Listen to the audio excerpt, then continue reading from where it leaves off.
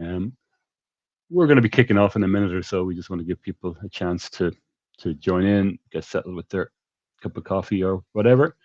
So we'll be on the way in a moment or two.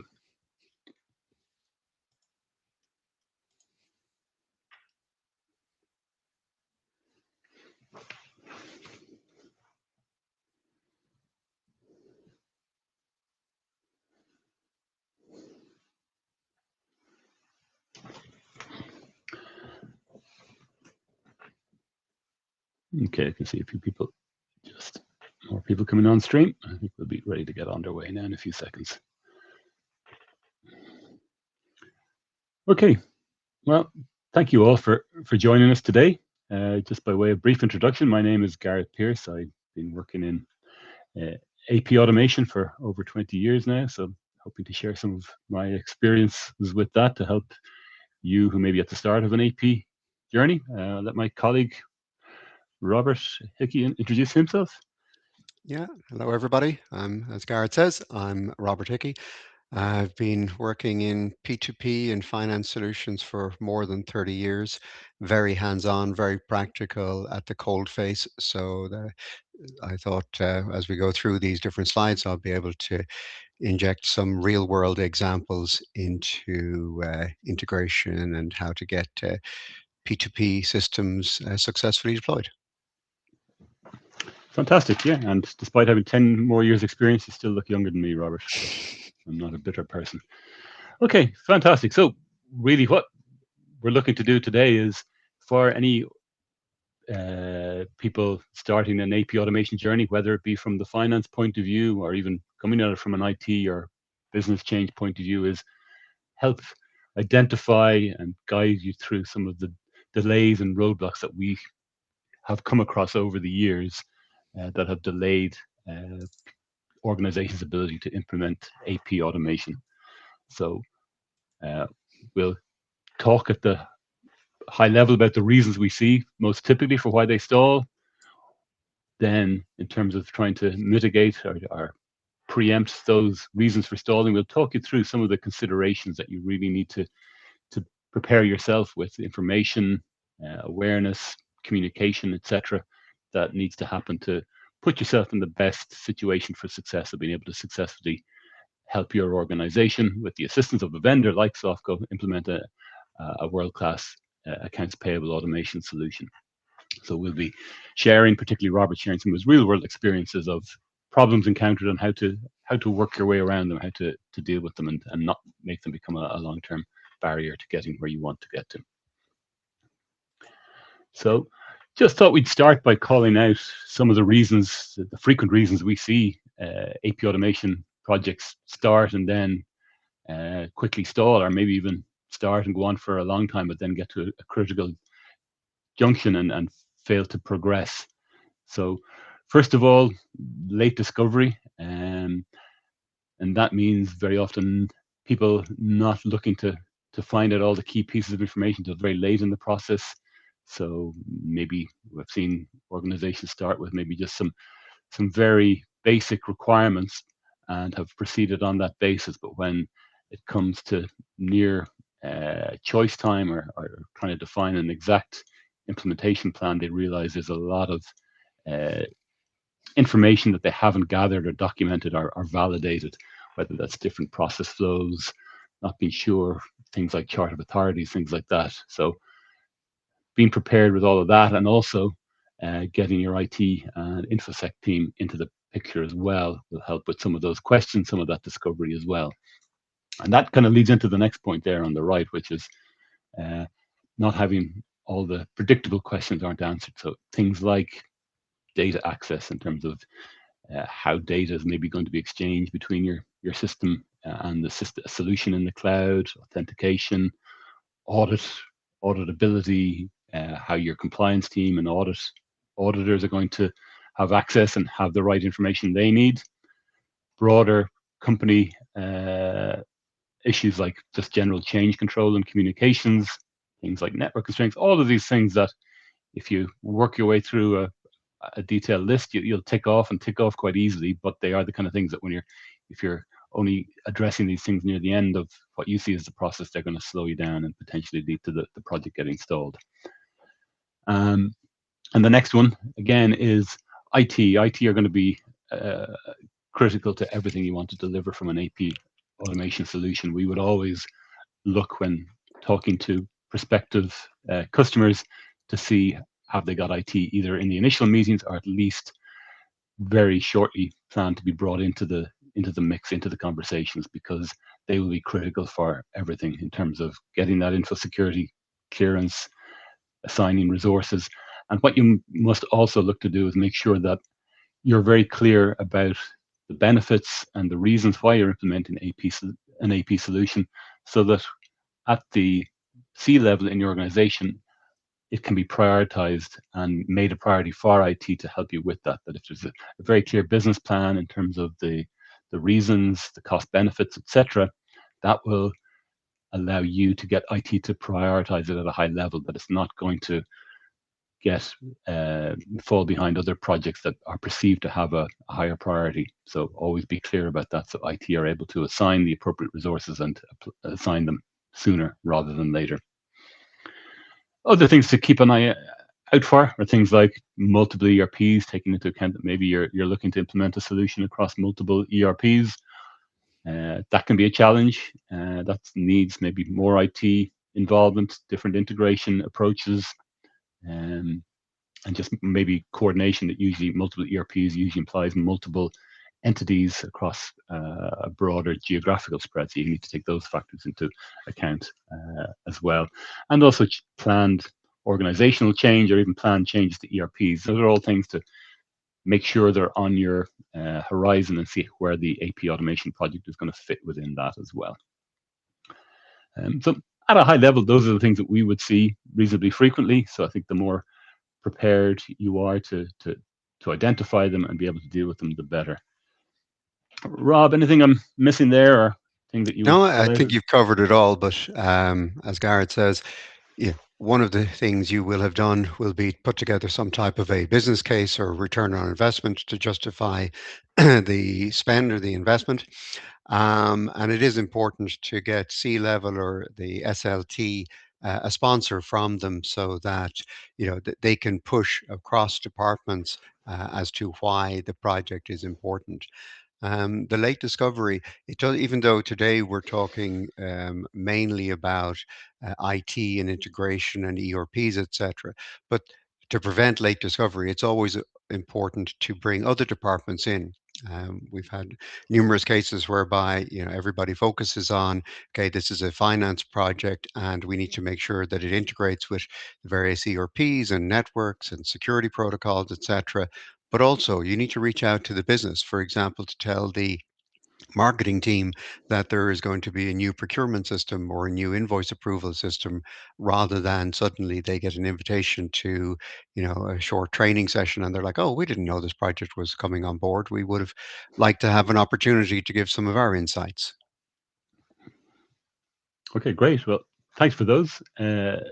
What I might do actually is just run a little quick poll here that should appear in your chat control with the webinar. Be just interested to know where your organization is on this journey. So you'll see a poll appearing. You should be able to answer that in your chat. And if you're able to just provide a response there, that would be fantastic. I'm going to leave that run for another moment or two, but so just answer as you can there. Just moving on into some of the more detail behind things to consider. And this, Robert, is where I'm going to draw on your vast experiences.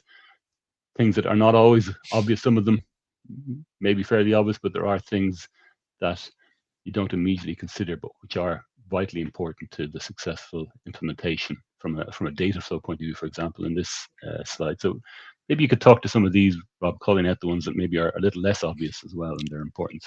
Yeah, thanks, Garrett. As Garrett says, that many of these are obvious. Everybody knows, of course, we need to get vendor information from the ERP or ERPs, plural.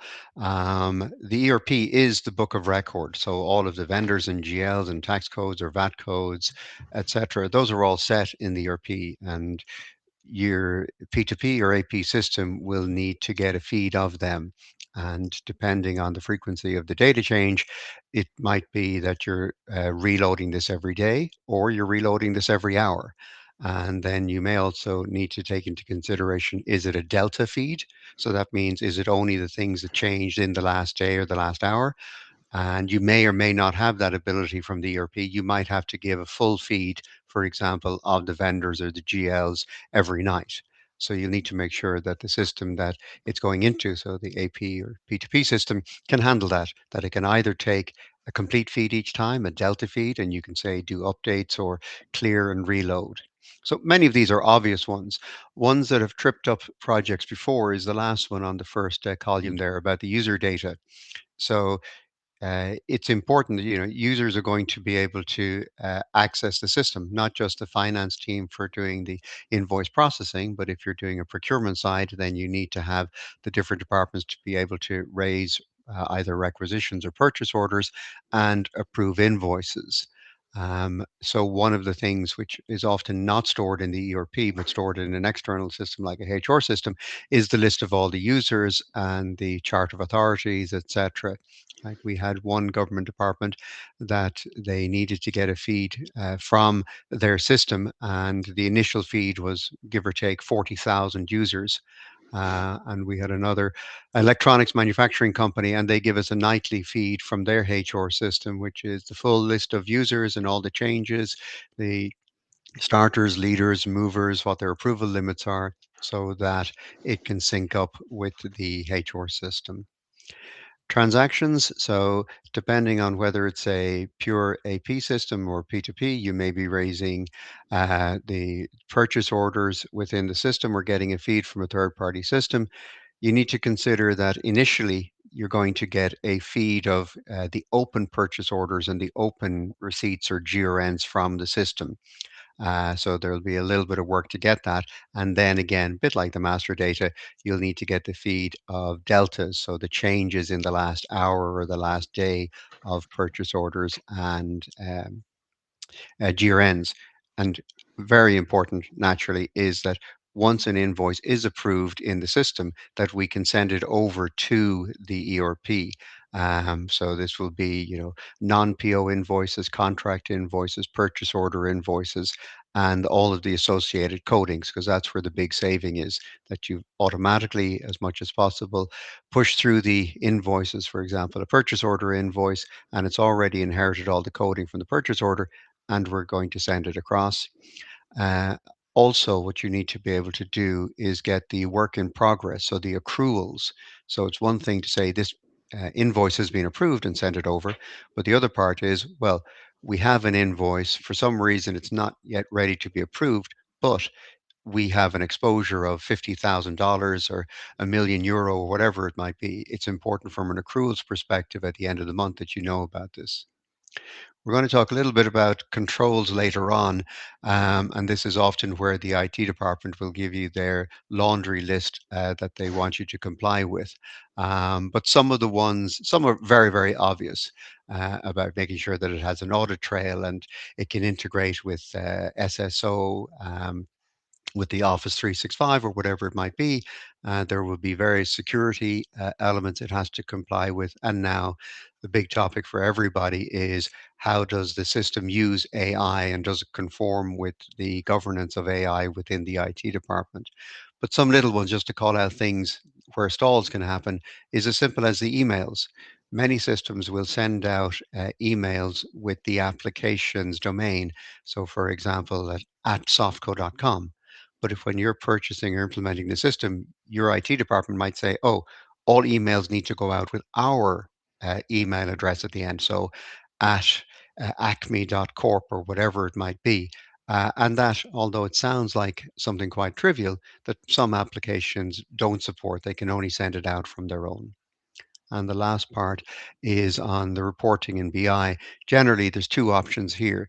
You take the inbuilt reporting that's available within the application, and you'll have various dashboards and analytics.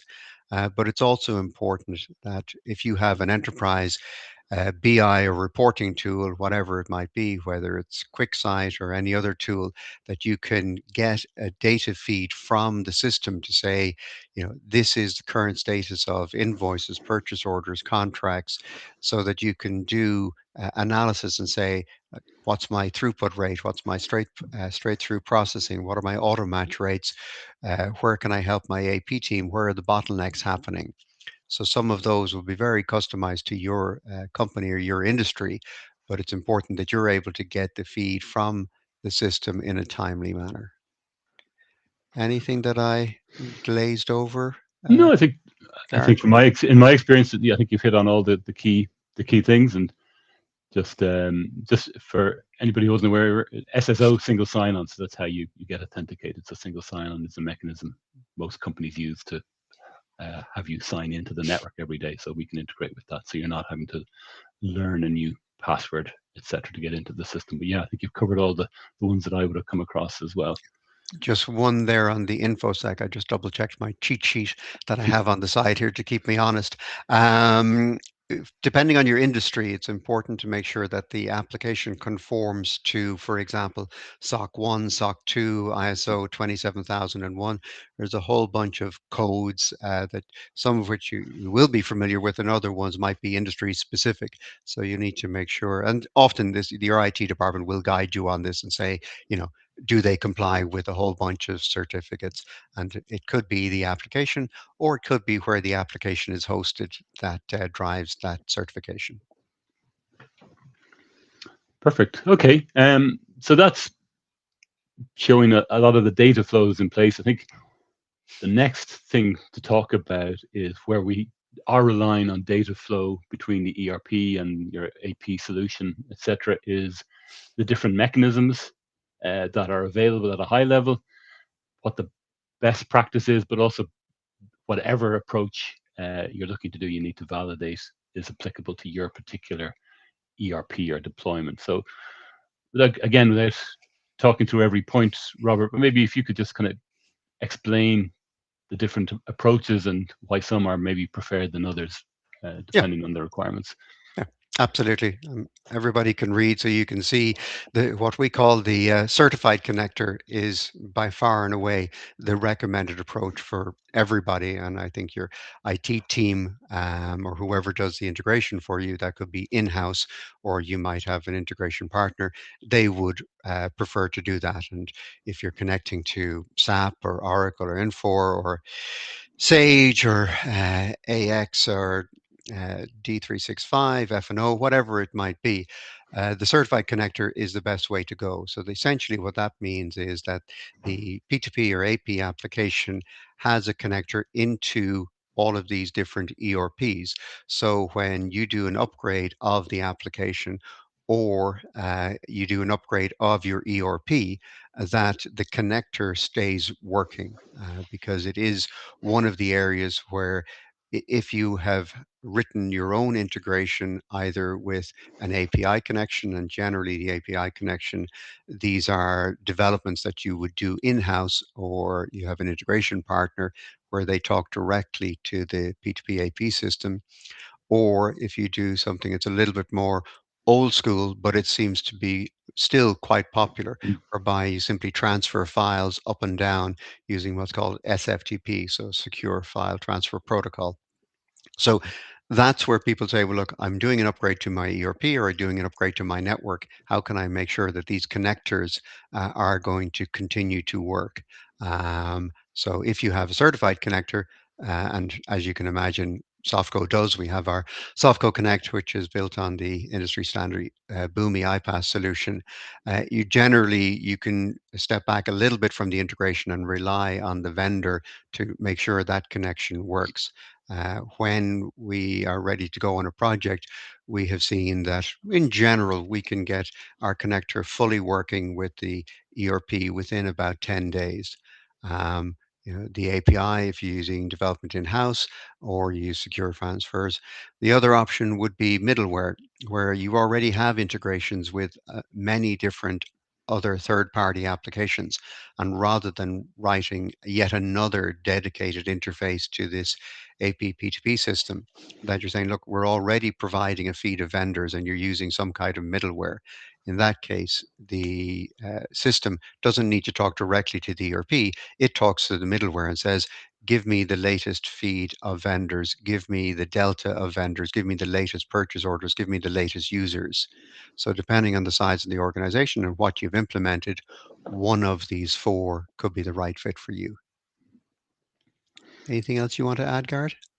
No, just to get with any project, it's always good to have a clear view early on as to how that integration, what the overall approach, and again, validated by IT and whoever manages your ERP, that it doesn't have to be the fine detailed definition of what that integration is going to look like, but having a good sense of how it's going to happen, who's going to be responsible for implementing it, that the earlier that is called out and there's clear delineation as to whether it's the AP vendor who's doing all of the running or whether your IT or your system integrator with your ERP is doing the work, that prevents delays further on down the road if questions come up about that. Okay, I think another little poll to run past you, if that's okay. Just kind of, it is around any concerns that you may have. What are your prime concerns around APAutomation? So if you're able to see your little chat window or the widget that comes with the webinar, it'd be great if you could answer that. I'm going to leave that poll in the chat for a couple of minutes, but I think what we've been kind of talking up towards with all the things that Robert's been talking about is what all feeds into this kind of checklist to make sure you're ready to really push ahead with your AP project. So right at the top is the business case, and I think it's a very good process to go through to understand what are your existing costs, what are the inefficiencies, what are the problems that you have with your current process. It might be that it's very, very manual. It might be that the business is planning on significant growth and you're not going to be able to resource with people quickly enough to be able to address those increased volumes. But it's a very good exercise because it makes you benchmark and makes you actually look in detail as to what you're doing and also understanding why. And we come across many cases, as I'm sure you have, Rob, where things have been done in a particular way in an organization, maybe due to some kind of technical constraint that was in place 10 years ago. And that technical constraint has gone away, but you still continue to do things in that particular way because that's just the way we've always done it. So it can be a real opportunity to look afresh at what you're doing and not just look to automate what you might be doing manually or semi-manually, but also re-engineer what's been done to make sure that it's efficient, it's compliant, it's going to give the best outcome for your business. Out of that will then flow who's going to take responsibility for the overall solution, who's going to take responsibility for maybe the project management internally, the integration, etc. So having a clear idea of what that is. Data access, security, and compliance, again, they all kind of flow into the InfoSec requirements, your IT being comfortable, your organization being comfortable that all of your data is being handled securely, that whoever you are dealing with has been validated by an external body, such as being SOC certified or ISO 27001, for example, so you know that your solution and your data is secure, that it's also, from a change management point of view, they have plans that they're maintaining the system, also able to take advantage as time goes on with upgrades, etc. Getting more towards the project end of delivery is thinking about things like being able to, how you're going to test it prior to go live, how you're going to test it after go live, things like that. And then how you're going to maintain it on an ongoing basis, who's going to maybe be the first port of call internally for questions or support issues. How is that going to get escalated to the vendor? If there's future upgrades, future configuration changes that need to be made, how is that going to be managed? Is whoever you're dealing with set up in a way that you're comfortable with how they go about making those changes, that it's not going to introduce any risk to what is a very important process. So that's the kind of readiness check. I think in terms of sequencing then, what we would always recommend is something that looks like this, where, as we said at the start, early discovery, get as much information early around what you're doing at the moment, what you're looking to achieve, overall approaches to integration, uh, getting ready to work with IT if IT aren't already involved, making sure usually before any vendor is selected, there'll usually, or certainly any contract signed, IT will need to be satisfied from an info security point of view. So making sure that everything is aligned from that point of view, that whoever you've been dealing with will pass those hurdles with IT. Then you get into the considerations of rollout, how it's going to be delivered, how you're going to coordinate that with the fact you need to keep processing in your old way while you at the same time test and roll out a new system. So you need to work around month end, year ends, uh, people's vacation time, etc., to make sure that resources are aligned. You need to think about how it's going to be rolled out. Are you going to try and roll out your solution organization wide? Are you going to try and maybe roll it out in one single entity at a time or one particular geographical region at a time? How is the business going to be communicated with? And one thing we would always recommend that you have executive level sponsor who will do your key communications to the business, explaining why this is important, why people need to get on board, what are the benefits that it's going to bring. Because one of the barriers to success is adoption by the business. So you want to make sure that you're making sure the business users are are very clear about why it's been implemented and also about the benefits it will inevitably bring to what they're doing as well. But getting that push from a senior executive level sponsor can be key to that. And then, yeah, as I said, considering year end, change freezes, etc. And then on into the actual delivery phase, making sure that you've got access to test systems, user acceptance training, etc., making sure you're resourced appropriately, and then notifying the business when you're ready to go live. And then obviously planning not just the go live. The go live is maybe one day in time, but there's typically a bedding in period that's going to take place over a few weeks, a couple of months, even a few month ends before everybody's fully comfortable and up to speed with the new system. And every system that we implement, it's an opportunity to uh, identify maybe further benefits that you can get, or it can help identify bottlenecks in the process that if you were to change them would lead to further efficiency. So I would always say it's the go live or the month after go live is not the end point. It's going to be a process after that where you can continue to improve, continue to become more efficient, continue maybe to expand the scope of the solution as well. So bear that in mind as well. Anything I've missed there, Rob, from that point of view? No, I don't think you've missed anything. I would just touch on 3 points. So, one, the early discovery that exactly as we keep on saying, make sure that all departments are aware of what's coming down the line and that you have a senior sponsor. Um, it will be important that during the workshops or the discovery stage, depending on how your vendor runs it, that it's not just simply about automating existing processes, but your vendor should bring to you, best practice and say, by the way, I know this is the way you've been raising requisitions, creating purchase orders, processing invoices. However, there are better ways to do it. They shouldn't just say, okay, I'll automate that for you, because you are trying to improve the processes during the project planning, the workshops with the different teams, rather than one big workshop, it's typically better to have workshops based on the persona, as in look at what let's say, the people who are doing the processing, typically the finance department, need to get out of the system. Look what the business users need to get out of the system. Look at the IT department need to get out of the system, so that they all have a voice, and you say, okay, we can allow for that and allow for that. And exactly as Garrett says, the go live and stabilize. The go live, for the first month, it's about making sure that the system is working, but also getting a baseline. And depending on what it is that you want to get from the system based on your return on investment, you're going to, whatever you measure is what you get. So you might say, today we believe that processing an invoice takes, for example, 16 days, or our auto match rate or straight through processing rate is at 40%.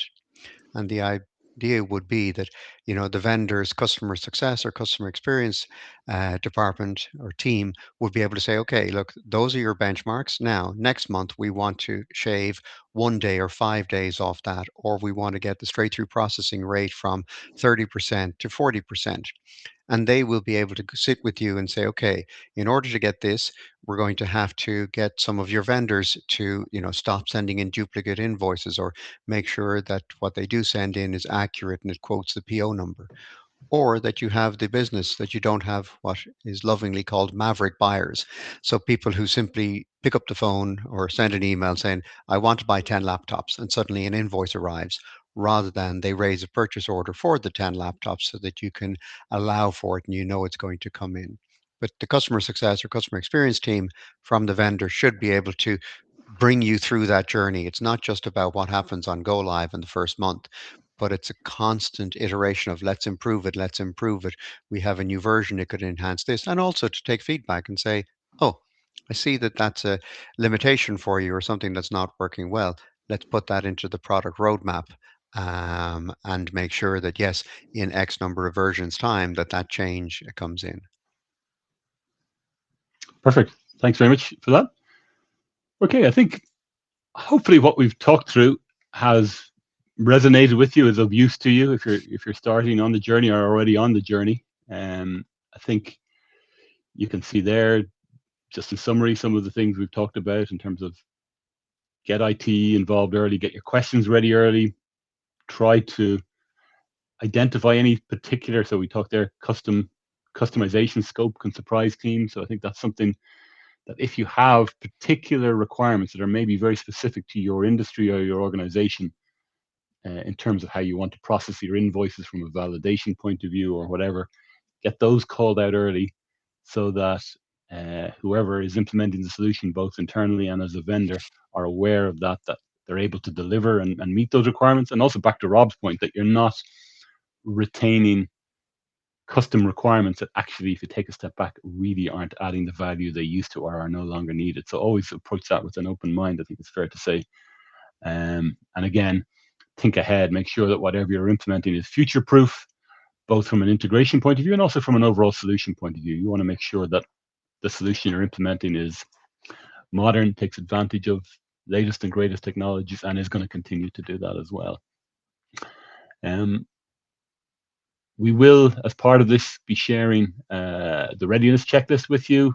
We're happy to follow that up with a call to you to discuss in further detail, and again, even have conversation with your IT teams as well to help guide you as to how best to prepare for what we've talked about today.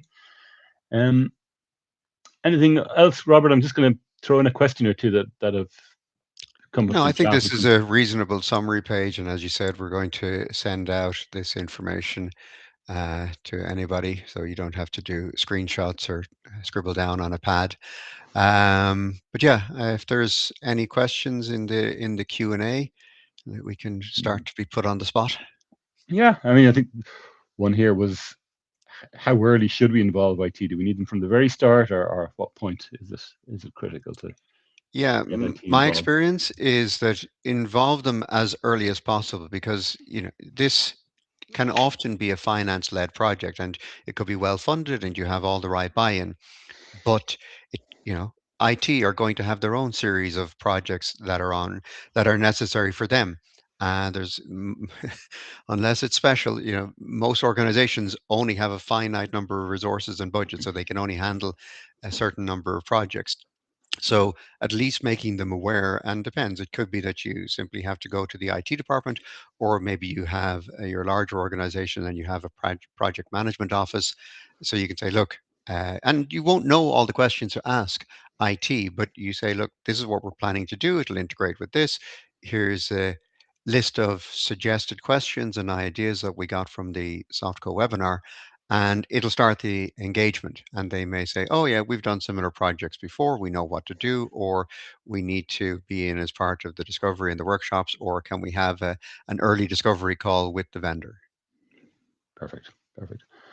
Okay, I think that's for today. I hope we appreciate everybody's time. Gone a little bit over the half hour, 35 minutes. So hopefully allows everybody to get on with their day. But thank you very much for your time. And as I said, we will be in touch, and very happy to jump on a call or continue discussions on a one-to-one basis. So thank you, everybody, and wishing you the best for the rest of the day.